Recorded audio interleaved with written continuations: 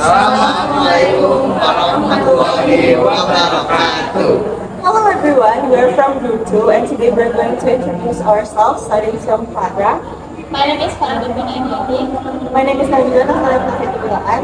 My name is Ketika Alus Ramsedia. My name is Fajar Misa Putra. My name is Robinson Sharizal Jabubo. And my name is Aditya Kopuno. Hey Tika, how are you? I'm good, thank you. Where are you going now? I am going to class. Okay then, bye! Bye!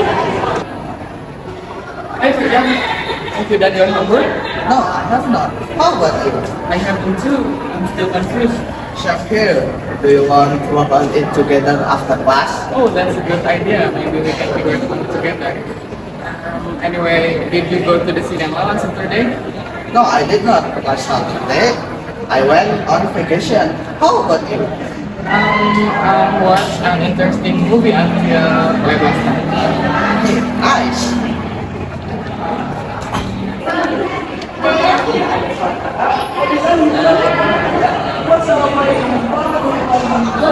Hello guys, what's up?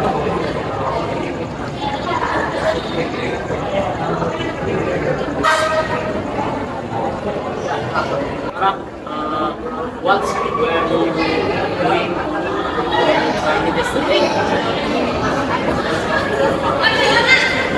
So fun. What film have you watched last night?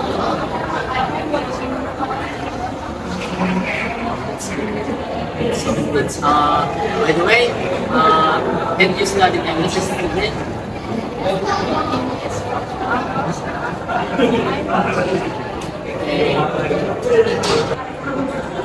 Hi Nabila.